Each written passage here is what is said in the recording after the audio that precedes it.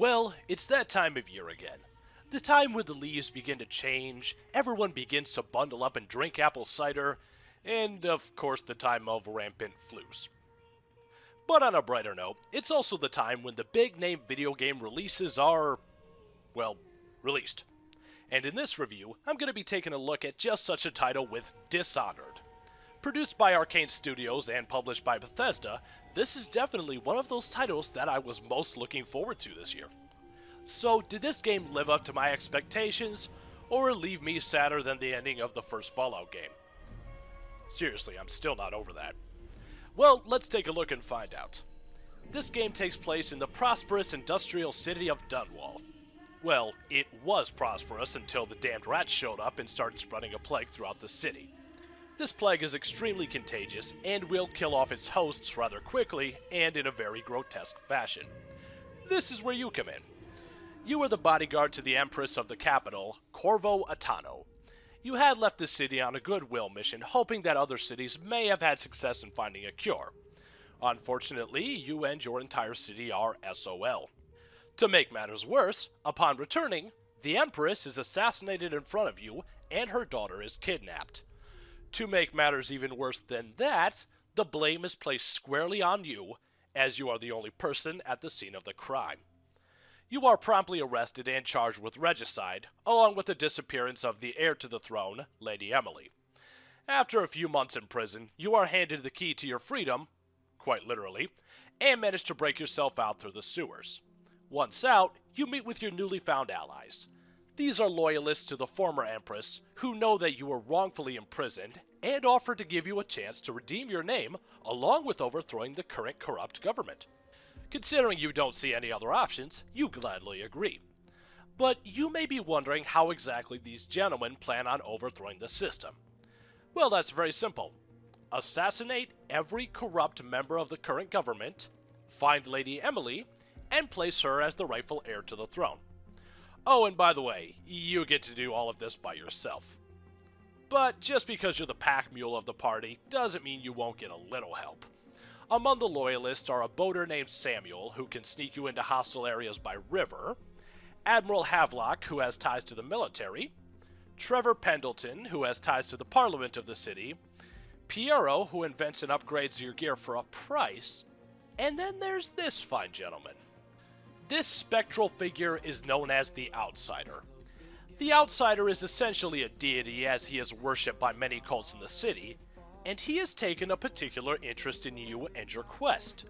Knowing that you will play a pivotal role in the events that shape the future of the city, he brands his mark upon your hand, granting you the use of magical powers, basically, just out of curiosity to see what you will do. Well, suffice to say, magic sure does make things a bit easier, but it gets even better. He also gives you this. No, your eyes do not deceive you. This is in fact a jury-rigged mechanical heart. This heart gives you the ability to sniff out hidden runes, which allow you to upgrade your powers, and bone charms, which can be equipped to give you enhancements to your powers, weapons, and other abilities.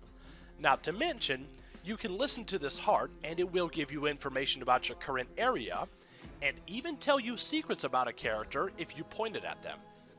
So, with your newfound allies and powers, it's up to you to clear your name, find the missing heir to the throne, and dispatch of all of the traitorous louts that impede your path. This game is a first-person action title with a heavy emphasis on stealth. You may have 2 weapons equipped at any time, or 1 weapon and 1 magical power. In your right hand, you are always wielding your sword. In your left hand, you may have a mini crossbow with multiple bolt types, a trip mine, or just a standard pistol. A standard pistol that sounds like a goddamn cannon when it goes off and makes enemies fly backwards. Yeah, you'll learn to respect the pistol very quickly in this title. As mentioned before, you can take your items to Piero between missions to have them upgraded. But you may be wondering how exactly you can afford these upgrades. What? You thought because you were almost single-handedly retaking an empire that you can get upgrades for free? Yeah, no. During your missions, you will find random coins lying around that you can loot, but you will also find many valuables while prowling through abandoned homes, warehouses, and anywhere else you manage to scavenge. These items will then be automatically sold on the black market, and in turn are used to pay for Piero's upgrades. Now let's move on to the magic. As you find runes hidden throughout the city, you'll be able to purchase new powers, and upgrade any current powers you already have, along with purchasing passive abilities. You begin with the Blink power, which allows you to teleport over short distances. Then there is Dark Vision, which is self-explanatory. Wind Blast, which allows you to throw enemies around similar to the Force Push that Jedi and Sith use. Possession, which allows you to take control of animals and even people at higher levels for a short time. The Bend Time ability, which allows you to slow time to the point where neither guards nor security devices can detect you. Then there is the Devouring Swarm, which allows you to summon a swarm of rats that will devour your enemies alive in a grotesquely glorious fashion.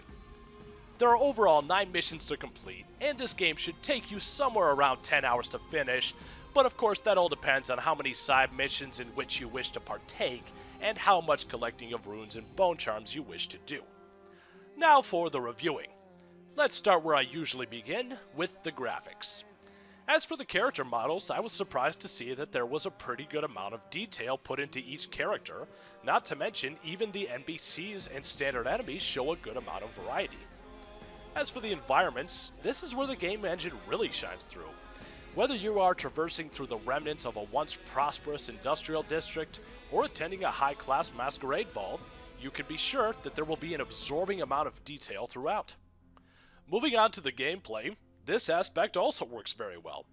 Now, like I said, taking a stealthier approach to your missions is encouraged, as it can be a bit difficult to take on entire squadrons of soldiers all by yourself, even if you do have powers.